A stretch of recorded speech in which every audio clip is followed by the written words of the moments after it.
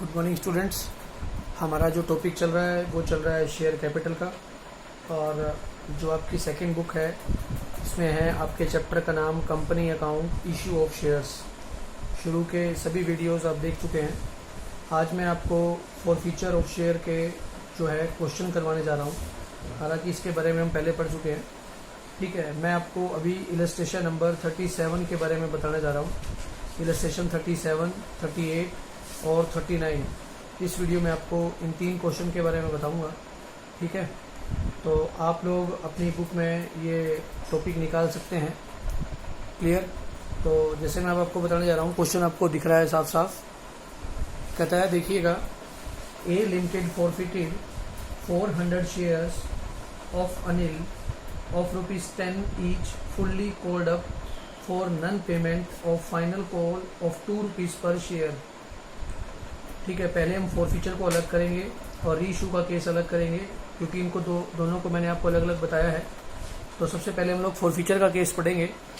कहता है कि ए लिमिटेड ने 400 शेयर अनिल से, जो कि ₹10 फुल्ली कॉल्ड अप, पूरे के पूरे पैसे मंगाए जा चुके हैं, for non payment of final call, उसने फाइनल कॉल का ₹2 के हिसाब से हमें पैसा नहीं दिया है। ठीक है, तो सबसे पहले हम लोग क्या लिखेंगे, शेयर कैपिटल अकाउंट डेबिट, जिसमें कि 400 शेयरों का जितना पैसा मंगवाया जा चुका है हम वो लिखते हैं। 400 शेयर्स का ₹10 के हिसाब से आपका ₹4000 बनते हैं। ठीक है, for non payment of final call of ₹2 per share, जो पैसा नहीं आया है सबसे पहले हम उसे क्रेडिट करते हैं।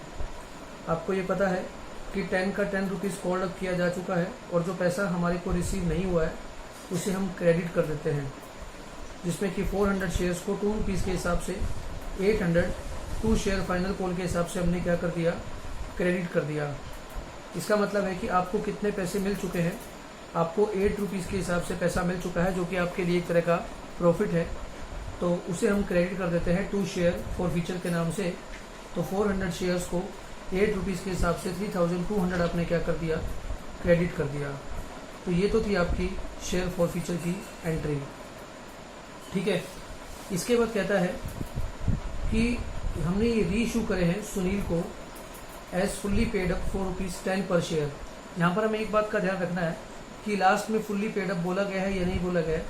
फुल्ली पेड अप का मतलब है जितने का आपका शेयर था उतने का ही मान के चलते हैं हम लोग। मान लो ₹10 लिखा हुआ है और फुल्ली पेड अप लिखा हुआ है। फुल्ली पेड अप का मतलब आप उसे ₹10 का मान का चलेंगे, लेकिन आपने उसे इशू कितने का किया है, ₹10 का। ठीक है, मैं रिपीट करता हूँ, reissue to Sunil as fully paid का मतलब ₹10 के हिसाब से जो आपका बेस प्राइस था ₹10 पर शेयर, और आपने वो शेयर ₹10 का ही इशू किया है। इसका मतलब ये है कि जो आपने सुनील को शेयर दिया वो ₹10 का दिया है, और वो फुल्ली पेड अप का मतलब ₹10 का ही मान के चल रहा है। तो आपने 400 शेयर ₹10 के हिसाब से, ठीक है, इसे इशू कर दिया, तो आपको कितना पैसा मिल गया, 4000 मिल गया। तो जो हमारी लास्ट एंट्री होती है वो हमें कैपिटल रिजर्व में ट्रांसफर करनी होती है। तो यहाँ आपने ₹10 वाला शेयर ₹10 का इशू कर दिया, तो आपको ये सारा पैसा वापस मिल गया, इसीलिए शेयर कैपिटल आपका क्रेडिट हो गया। ऊपर आपने जो पैसा दिया था वो आपके लिए एक तरह का प्रॉफिट हो गया। तो उस सारे प्रॉफिट को हम लोग कैपिटल रिजर्व में क्या कर देंगे, ट्रांसफर कर देंगे। तो लिखेंगे share forfeiture to capital reserve ₹3200। ठीक है, तो ये थी आपका केस नंबर 1। अब मैं चलता हूँ केस नंबर 2 की तरफ। कहता है, बी लिमिटेड ने 500 शेयर ₹10 का एक था, फुल्ली कॉल्ड अप, पूरा का पूरा पैसा मंगवा लिया गया है, for non payment of first call of ₹2 per share and final call of ₹2 per share. पहली कॉल का भी ₹2 नहीं आए और सेकंड कॉल का भी ₹2 नहीं आए। All of these shares were reissued as fully paid up for ₹8 per share. देखिएगा, पहले मैं फॉरफीचर की एंट्री बताता हूँ, उसके बाद आगे चलेंगे। 500 शेयर्स ₹10 के हिसाब से मंगवाए हैं, तो हम लोग लिखेंगे फॉरफीचर की एंट्री के अंदर सबसे पहले शेयर कैपिटल अकाउंट डेबिट। ठीक है, आप क्या लिखेंगे, share capital account debit. 500 share ₹10 के हिसाब से ₹5000 के आपके शेयर हो गए। आपको फर्स्ट कॉल के ₹2 नहीं मिले और फाइनल कॉल के भी ₹2 नहीं मिले, तो जो पैसा हमें नहीं मिलता है हम उसे क्रेडिट कर देते हैं। 2 शेयर फर्स्ट कॉल, 500 शेयर का ₹2 के हिसाब से 1000, और फाइनल कॉल का भी 500 शेयर्स का ₹2 के हिसाब से 1000। तो जो आपको पैसा मिल चुका है वो आपका प्रॉफिट है। ₹4 आपको नहीं मिले थे, वो आपने क्रेडिट कर दिए, लेकिन 500 शेयर्स का ₹6 के हिसाब से 3000 आपको मिल चुका है, तो आपने उसे शेयर फॉरफीचर में क्या कर दिया, क्रेडिट कर दिया। ठीक है, अब रीइशू की एंट्री आएगी, लेकिन उससे पहले मैं आपको समझा दूँ। कहता है all of the shares were reissued, सभी शेयरों को दोबारा से इशू किया जा चुका है। As fully paid, fully paid का मतलब हो गया ₹4.8 पर शेयर, जितने का आपका शेयर का प्राइस था उतने का ही आपने मान के चलना है, लेकिन आपने उसी इशू कितने का किया है। कहता है the shares were reissued as fully paid है। फुल्ली पेड का मतलब जो बेस प्राइस ₹10 का था, हमें ₹10 को बेस मान के चलना है, लेकिन इशू कितने का किया गया, ₹8 का इशू किया गया। तो नुकसान कितने का हो गया, आपका ₹2 का नुकसान हो चुका है। तो जब नुकसान हो जाता है तो हम शेयर फॉरफीचर को क्या कर देते हैं, डेबिट कर देते हैं। तो जब आपके 500 शेयर्स थे ₹8 के हिसाब से आपके पास ₹4000 आ गया, और 500 शेयर्स का ₹2 के हिसाब से 1000 आपका क्या हो गया, नुकसान हो गया। तो शेयर फॉरफीचर को हम लोग क्या करते हैं, डेबिट करते हैं। और टू शेयर कैपिटल ₹5000। अब ये कहता है कि कैपिटल रिजर्व में कितना पैसा जाएगा। देखिए, आपने सारे शेयर इशू कर दिए तो 3000 का प्रॉफिट था, लेकिन शेयर फॉरफीचर का 1000 का लॉस हो गया। तो 3000 माइनस के 1000 2000, क्योंकि यहाँ शेयर फॉरफीचर क्रेडिट हुआ था और रीइशू करने पर नुकसान हुआ, उस नुकसान को आपने डेबिट कर दिया, और उसमें से लेस करने के बाद रिमेनिंग अमाउंट आप कैपिटल रिजर्व में ट्रांसफर कर देते हैं। देखो, इसने करके बता के रखा है। ये था आपका केस नंबर 2। अब मैं चलता हूँ केस नंबर 3 की तरफ। पहले क्वेश्चन पढ़ते हैं। कहता है सी लिमिटेड ने 600 share ₹10 each fully cold up 600 share forfeit करे हैं ₹10 के हिसाब से। सारा पैसा मंगवाया जा चुका है। ठीक है, for non payment of allotment money, allotment का भी ₹3 नहीं आए, फर्स्ट कॉल का भी ₹2 नहीं आया, और फाइनल कॉल का भी ₹2 नहीं आया। इसका मतलब है 3 + 2 5 + 2 ₹7 आपको नहीं मिले। तो आपको मिल कितने चुके हैं, आपको ₹3 मिल चुके हैं। ध्यान रहे, ₹10 का शेयर था और ये पैसा आपको नहीं मिला है। इसका मतलब है आपको कितना पैसा मिल चुका है, ₹3 के हिसाब से आपको पैसे मिल चुके हैं। ठीक है, इस बात का भी ध्यान रखना है। यहाँ मैं एक बात आपको क्लियर कर देता हूँ, और इसको नोट कर लेना अपनी नोटबुक के अंदर, अपनी बुक के अंदर, इस क्वेश्चन के ऊपर भी लिख लेना। ठीक है, कहता है मैक्सिमम डिस्काउंट हम लोग कितना दे सकते हैं री इशू के समय। फिर से बोल रहा हूँ, री इशू के समय मैक्सिमम डिस्काउंट हम लोग कितना दे सकते हैं। इस बात को नोट कर लो कि री इशू के टाइम जितना पैसा आपको पहले मिल चुका है, आप उतना ही डिस्काउंट दे सकते हैं। यहाँ ₹10 का शेयर था और आपको 3 + 2 + 2 ₹7 नहीं मिले हैं, तो आपको ₹3 ऑलरेडी मिल चुके हैं। तो अब जो डिस्काउंट मैक्सिमम लिमिट होती है देने की, ठीक है, वो ₹3 के हिसाब से ही देंगे। चाहे आप कितना भी शेयर इशू कर ले, आपका डिस्काउंट का जो अमाउंट रहेगा वो ₹3 के हिसाब से रहेगा। ठीक है, पहले हम लोग इसे फॉरफिट कर लेते हैं यहाँ तक, फिर आगे चलते हैं। कहता है कि 600 शेयर ₹10 के हिसाब से आपने फुल्ली कोल्ड अप कर लिए ₹6000। आपके पास अलॉटमेंट का पैसा नहीं आया है ₹3 के हिसाब से। 600 शेयर का 3 के हिसाब से 1800, फर्स्ट कॉल का ₹2 के हिसाब से 1200, फाइनल कॉल का भी 1200, और जो पैसा आपको मिल चुका है 600 शेयर का 300 के हिसाब से, वो आपके लिए प्रॉफिट है। उसे आपने क्या कर दिया, क्रेडिट कर दिया। ठीक है, अब मैं आगे चलता हूँ, रीइशू की एंट्री आपको बताने जा रहा हूँ, लेकिन उससे पहले क्वेश्चन को क्लियर कर ले। कहता है 400 of these shares were reissued as fully paid up at the maximum rate of discount allowed by law.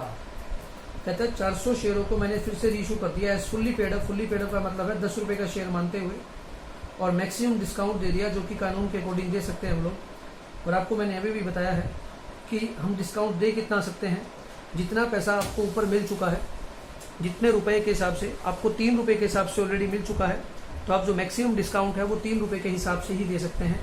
ठीक है, तो 400 शेयर्स को ₹3 के हिसाब से आपने डिस्काउंट दिया है, और वो डिस्काउंट आपका क्या हो जाएगा, शेयर फॉरफीचर के नाम से डेबिट हो जाएगा। तो आपने वो शेयर इशू कितने के करे, ₹7 के हिसाब से, ₹2800 के। तो आपके पास 400 शेयर का ₹7 के हिसाब से ₹2800 आपके पास आ चुके हैं, और शेयर फॉरफीचर आपने 400 शेयर का ₹3 के हिसाब से ₹1200 आपने क्या कर दिए हैं, क्रेडिट कर दिए, डेबिट कर दिए, जो कि आपका लॉस है। और शेयर कैपिटल में कितना चला गया है आपका, ₹4000। ठीक है, अब ये कहता है कि कैपिटल रिजर्व में पैसा जाना कितना चाहिए। सिंपल सी बात है भैया।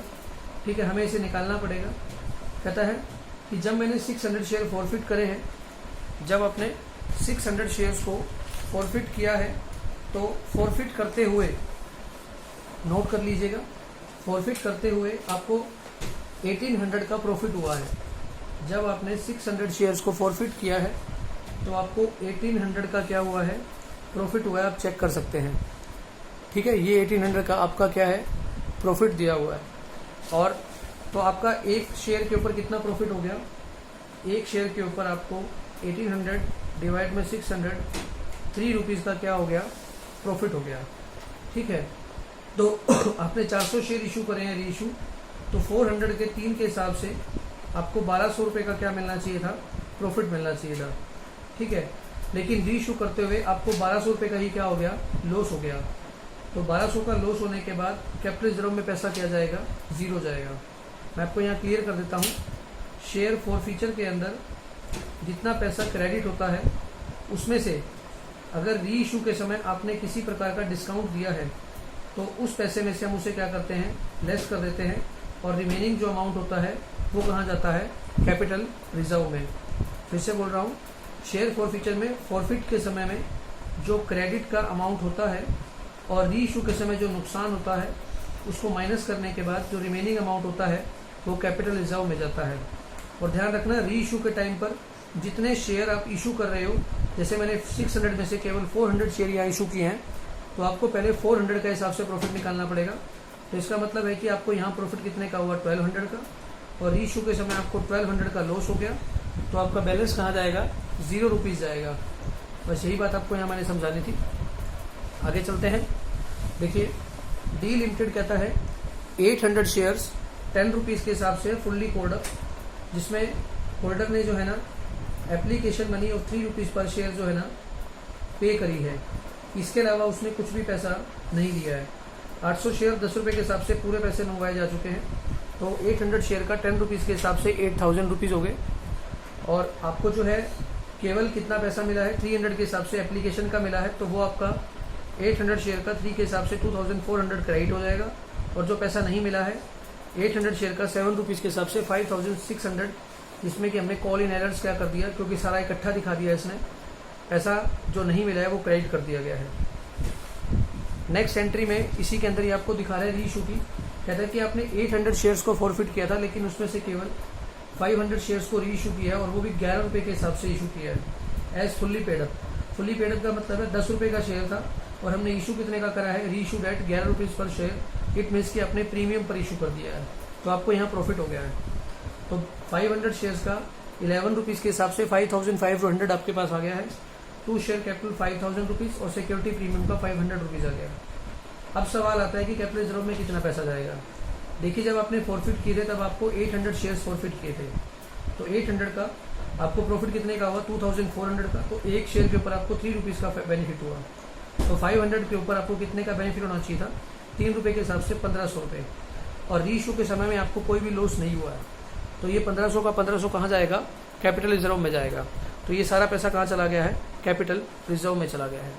तो इस तरीके से हम क्या करते हैं, फॉरफिट की एंट्री करते हैं, जो कि मैं आपको पीछे बता चुका हूँ। ये था आपका इलस्ट्रेशन नंबर 37। अब मैं आपको लेके जा रहा हूँ इलस्ट्रेशन नंबर 38 की तरफ। देखिएगा, बड़ा ही आसान क्वेश्चन है ये भी। कहता है एक्स लिमिटेड ने फॉरफिट करे हैं 200 shares of ₹10 each 8 cold up. मैं आपको ये सारा क्वेश्चन नोटबुक में करके दिखा देता हूँ, जिससे कि आपको आसानी रहेगी। कहता है आपने 200 शेयर्स, ठीक है, जो कि फॉरफिट करे हैं रवि के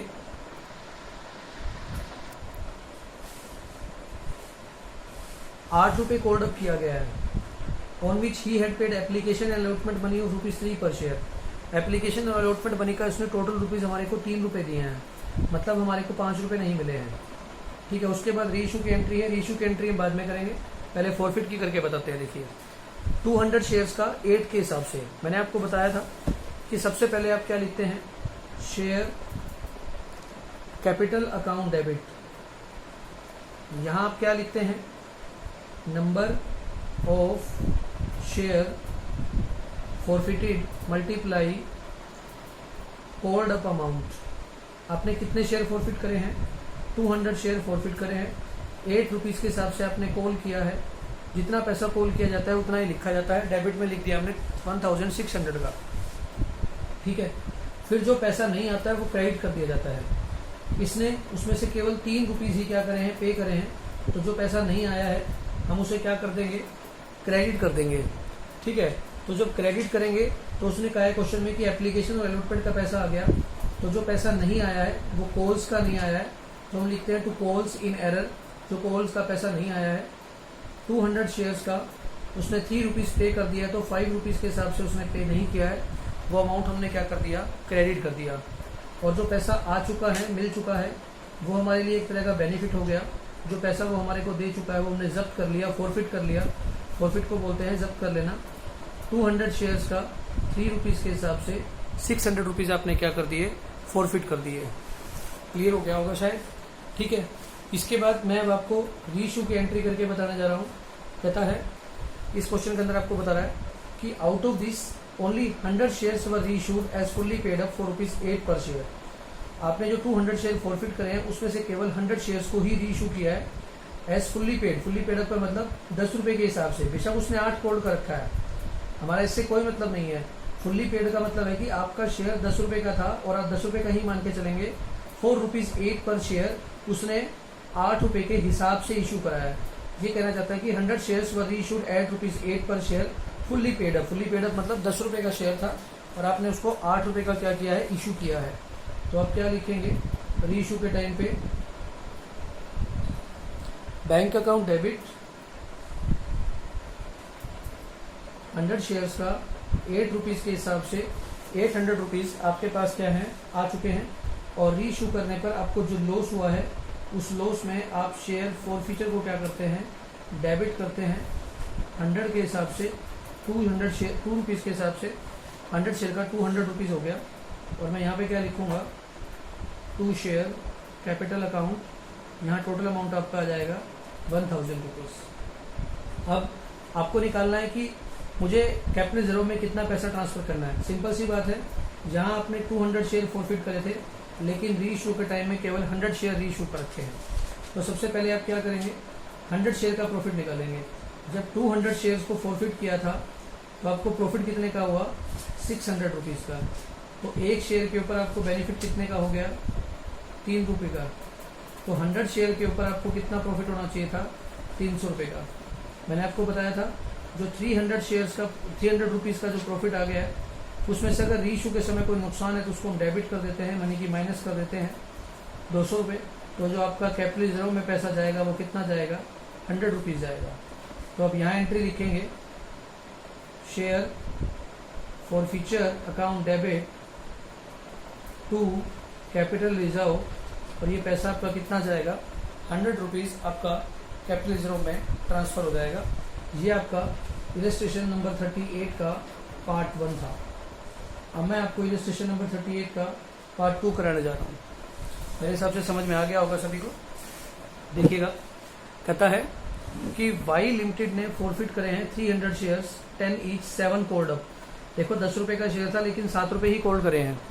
for non payment of first call और ₹2 पर शेयर, उसमें से उसने 2 रुपये पर शेयर के हिसाब से फर्स्ट कॉल का पैसा पे नहीं किया। ठीक है, सिंपल है। हम क्या लिखेंगे, सबसे पहले फॉरफिट करेंगे 300 शेयर्स 7 रुपीज़ के हिसाब से जो फॉरफिट का अमाउंट है, कॉल्ड अप अमाउंट हम लोग लिखते हैं। क्या लिखेंगे, share capital account debit 300 shares number of share forfeited multiply called up amount 2100 rupees. जो पैसा नहीं मिला है उसको क्रेडिट कर देते हैं। तो उसको कॉल का पैसा नहीं मिला है तो हम लिखते हैं to call in arrear 300 shares का 2 रुपीज़ के हिसाब से 600 रुपीज़ नहीं मिले हैं, तो जो पैसा मिल चुका है वो फॉरफिट हो गया, उसे हम लिखते हैं टू शेयर फॉरफीचर अकाउंट। तो 7 में से 2 नहीं मिला तो जो रिमेनिंग मिल गया वो आपका कितना आ गया, 1500 रुपीज़ आपको मिल चुके हैं। और उसके बाद उसने 100 शेयर्स को रीइशू किया है 6 रुपीज़ पर शेयर। और यहाँ पर उसने क्वेश्चन में कहीं नहीं कहा कि फुल्ली पेड अप कितना है या कितने के हिसाब से कर रहे हैं। तो हमें यहाँ एक बात को नोट करके चलना है, जितना पैसा हम लोगों ने कॉल्ड किया है ना, हम उसके हिसाब से लेकर के चलेंगे। जहाँ इसने क्वेश्चन में नहीं कहा कि फुल्ली पेड अप की वैल्यू कितनी है, तो ये मानेंगे कि 6 रुपये का शेयर हमने इशू किया है और शेयर की वैल्यू कितनी थी, 7 रुपये के हिसाब से कॉल्ड अप किया हुआ है, तो 7 रुपये मान के चलेंगे, यानी कि आपको 1 रुपये का क्या हो जाएगा, लॉस हो जाएगा। तो एंट्री क्या लिखेंगे आप, बैंक अकाउंट डेबिट 100 शेयर्स का 6 के हिसाब से 600 और share forfeiture account debit 100 shares का एक के हिसाब से 100 rupees, to share capital 700 rupees, और जो रिमेनिंग अमाउंट है वो आपका कैपिटल रिजर्व में चला जाएगा, जहां हम क्या लिखेंगे, share forfeiture account debit to capital reserve. लेकिन जाएगा कितना, सिंपल सी बात है, आपने फॉरफिट तो 300 शेयर्स करे हैं, लेकिन री इशू के टाइम पर आपने केवल 100 शेयर री इशू करे हैं, तो पहले आप 100 शेयर्स का बेनिफिट निकालेंगे। कहता है जब 300 शेयर्स को फॉरफिट किया था तो आपको 1500 का प्रॉफिट हुआ, तो एक शेयर के ऊपर आपको कितने का प्रॉफिट हो गया, 5 रुपीज़ का।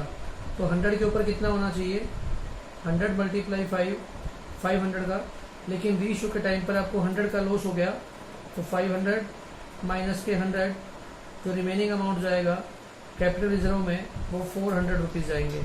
तो ये था आपका टॉपिक। ठीक है, अब मैं चलता हूँ आपके इलस्ट्रेशन नंबर इसी के थर्ड टॉपिक की तरफ।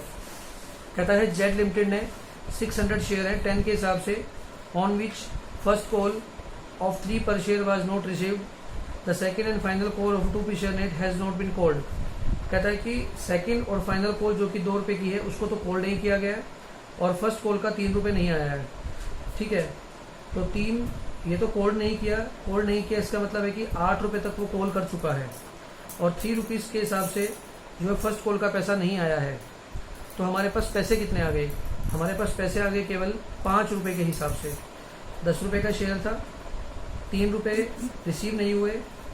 ठीक है, यानी कि 600 शेयर का 3 रुपीज़ के हिसाब से 1800 हमारे को रिसीव नहीं हुए, और 5 रुपीज़ के हिसाब से हमारे को रिसीव हो चुका है। तो 5 रुपीज़ के हिसाब से 600 शेयर का 3000 रुपीज़ हमारा शेयर फॉर फ्यूचर का क्या हो गया, बेनिफिट हो गया। अगली लाइन जो कहता है वो मैं आपको पहले बता देता हूँ, उसको फॉरफिट करके शेयर कैपिटल 600 शेयर्स का 8 के हिसाब से आपने 4800 कॉल कर लिया, और फर्स्ट कॉल का 3 रुपीज़ के हिसाब से 1800 आपको नहीं मिले हैं, और फॉरफिट का बेनिफिट आपका कितना हो गया, 3000 रुपीज़ का बेनिफिट हो गया।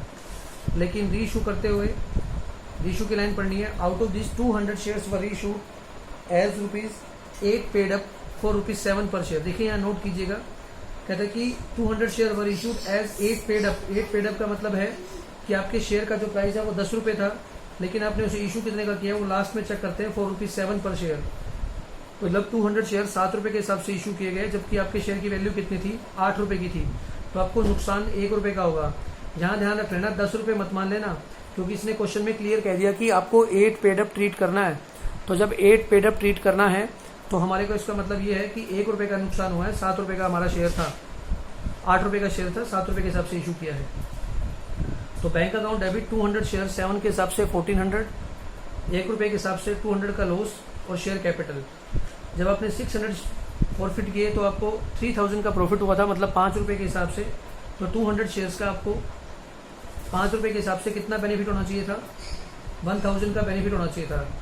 लेकिन री इशू करने पर आपको लॉस कितने का हो गया, 200 रुपये का लॉस हो गया। तो कैपिटल रिजर्व में पैसा कितना जाएगा, 800 रुपीज़ जाएंगे। ठीक है, ये था आपका टॉपिक। तो इस तरीके से जो है ना हमें ये सभी क्वेश्चंस को सॉल्व करना है। ठीक है, और मुझे उम्मीद है कि आप सभी क्वेश्चंस को इनको कर लेंगे, कोई समस्या नहीं आएगी। ठीक है, ये आप इलस्ट्रेशन नंबर 38, कुछ बच्चों को कहते थे कि दिक्कत आ सकती है, तो उसे आप कर लीजिएगा। एक बार मैं आपको इलस्ट्रेशन नंबर 39 की तरफ भी लेके चलता हूँ। ठीक है, इसके फर्स्ट पार्ट में आपको थोड़ी सी दिक्कत आ जाएगी, तो मैं उसको भी आपको बता देता हूँ, जिससे कि आपको कोई समस्या ना आए। देखिएगा ये क्या कहना चाहता है इसके अंदर। कहता देखिए 800 शेयर रवि लिमिटेड ने फॉरफिट करे हैं, 10 रुपये का शेयर था, 7.5 पेड, मतलब 10 रुपये का शेयर था और 7.5 रुपये पे किए जा चुके हैं, और फाइनल कॉल का 2 रुपये 50 पैसे के हिसाब से उसने पे नहीं किया है, उसने फॉरफिट कर दिए। तो पहले आप फॉरफिट कर लेंगे। 800 शेयर का 10 रुपीज़ के हिसाब से कॉल्ड अप अमाउंट हो गया 8000 रुपीज़। आपको फाइनल कॉल का पैसा कितना नहीं मिला है, 800 शेयर का 2.5 के हिसाब से 2000 रुपीज़, और जो पैसा मिल चुका है 7.5 के हिसाब से आपको 6000 का क्या हो गया, प्रॉफिट हो गया। ठीक है, अब इसमें आपको मेन बात क्या कहना चाहता है, समझने की जरूरत है। कहता है इसमें से मैंने 600 शेयर्स को री इशू किया as fully paid up. Fully paid up का मतलब 10 रुपये के हिसाब से जो आपका शेयर का प्राइस था उसके हिसाब से इशू किया जाना चाहिए था। इन सच ए वे दैट, इस तरीके से कि 2100 वर ट्रांसफर टू कैपिटल रिजर्व। आपका 2100 रुपीज़ कहाँ गया? कैपिटल रिजर्व में चला गया। मतलब उसने ये कहीं नहीं बताया कि मैंने कितने का इशू किया, कैसे इशू किया, वो आपको निकालना पड़ेगा। उसने सिंपली ये कह दिया कि 2100 रुपीज़ कहाँ गया? कैपिटल रिजर्व में गया है। आपको ये नहीं पता कि आपने कितने का इशू किया है। आइए मैं आपको बता देता हूँ। देखिए इस क्वेश्चन में जब आपने 800 शेयर्स को फॉरफिट किया तो आपको बेनिफिट कितने का हुआ? 6000 का बेनिफिट हुआ फॉरफिचर के केस में, आप देख सकते हैं ऊपर। ठीक है, तो एक शेयर के ऊपर कितने का बेनिफिट हो गया? 6000 डिवाइड में 800। लेकिन जब आपने री इशू करे हैं तो उसमें से केवल 600 शेयर्स को ही क्या किया है? री इशू किया है। तो जब हम इसके साथ साथ 600 शेयर्स का बेनिफिट भी निकाल लेंगे कि हमारे को कितना होना चाहिए था। 6000 मल्टीप्लाई 800 मल्टीप्लाई 600,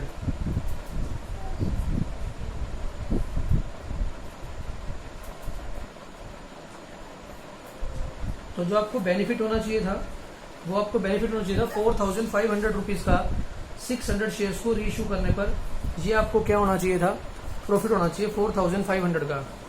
कहता है जब 800 आपने फॉरफिट किए तो आपको कितने का प्रॉफिट हुआ? 6000 का प्रॉफिट हुआ। तो आप मुझे ये बताइए कि 600 पे आपको कितने का प्रॉफिट मिलना चाहिए था? सिंपल है, 600 के ऊपर आपको कितने का प्रॉफिट मिलना चाहिए था? 4500 का। लेकिन ये कहता है कि आपको केवल प्रॉफिट कितना मिला है? 2100 का मिला है। तो कहता है 2100 रुपीज़ हमारे कहाँ गए हैं? कैपिटल रिजर्व में गए हैं। आपको पता है कि जितना प्रॉफिट होता है उसमें से री इशू के टाइम पर जो लॉस होता है उसको हम लेस कर देते हैं और रिमेनिंग अमाउंट कैपिटल रिजर्व में जाता है। लेकिन यहाँ पर हमारे को कैपिटल रिजर्व का अमाउंट दिया हुआ है, लेकिन री इशू के टाइम पर जो लॉस हो रहा है उसका अमाउंट नहीं दिया हुआ है। तो जब मैंने इन दोनों का डिफरेंस किया तो ये डिफरेंस आ गया 2400 का।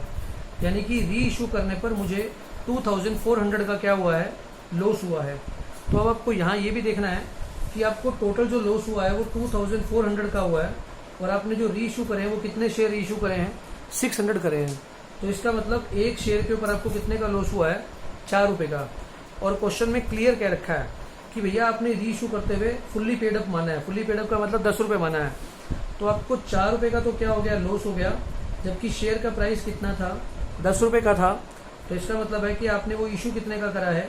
6 रुपये के हिसाब से वो शेयर आपने इशू किया है और 4 रुपये के हिसाब से आपको क्या हो गया? वो लॉस हो गया। ठीक है, तो इस तरीके से हम क्वेश्चन को करेंगे। 6 रुपये के हिसाब से जब आप 600 शेयर्स को इशू करते हैं तो जो आपको अमाउंट मिलेगा वो मिलेगा 3600 रुपीज़ का, और जो आपको लॉस होगा वो होगा आपको 2400 का, जो कि आपको शेयर फॉरफिचर में डेबिट करना पड़ेगा। और रिमेनिंग अमाउंट आपने जो ट्रांसफ़र करना है कैपिटल रिजर्व में वो उन्होंने इसे करके भी दिखा रखा है और पीछे सारा टॉपिक आपको समझा भी रखा है। ठीक है, तो ये था आपका पार्ट ए। अब मैं आपको लेके चलता हूँ पार्ट बी की तरफ। कहता है आपने 800 शेयर्स को 10 रुपीज़ का था, 7.5 कोल्ड अप। ध्यान रखना भैया, ऊपर पेड अप था और यहाँ पर कोल्ड अप है। कोल्ड अप का मतलब है कि आपने केवल इतना पैसा मंगाया है। वहाँ कहता है कि इतना पे किया जा चुका है और इतना बाकी पे नहीं किया गया। यहाँ टोटल पैसा ही 7.50 कोल्ड अप किया गया है और उसमें से भी 2 रुपये 50 पैसे जो है ना उसने पे नहीं करे हैं। ठीक है, तो आप क्या लिखेंगे? सबसे पहले share capital account debit 800 shares का कोल्ड अप अमाउंट 7.50 के हिसाब से 6000 रुपीज़, और जो पैसा नहीं आया है शेयर फर्स्ट कॉल का उसको क्या कर देंगे? क्रेडिट कर देंगे। तो 800 शेयर्स का 5 रुपीज़ के हिसाब से आपका शेयर फॉरफिचर में 4000 रुपीज़ चला जाएगा। आगे चलते हैं, रीइशू की एंट्री करते हैं। Out of these 600 shares were reissued for ₹6 per share as 7.5 paid up. अब एक बात का ध्यान रखना है, 600 शेयर को 6 रुपये के हिसाब से इशू किया गया है और हम मान रहे हैं 7.50 पेड अप, यानी कि जितना पैसा उसने कोल्ड अप किया है उसी को इसने पेड अप भी मान लिया। अगर यहाँ 10 पेड अप कह देता तो हम ये मानते हैं कि 6 रुपीज़ के हिसाब से इशू किया और 4 रुपीज़ का लॉस हो गया। लेकिन यहाँ 6 रुपीज़ का इशू किया है जबकि प्राइस 7.50 था, तो इन दोनों का डिफरेंस यानी कि 1 रुपये 50 पैसे के हिसाब से आपको लॉस हो गया और ये लॉस हमारा कहाँ जाएगा? शेयर फॉरफिचर में जाएगा। तो बैंक अकाउंट डेबिट 600 शेयर्स का 6 के हिसाब से इशू किया और 1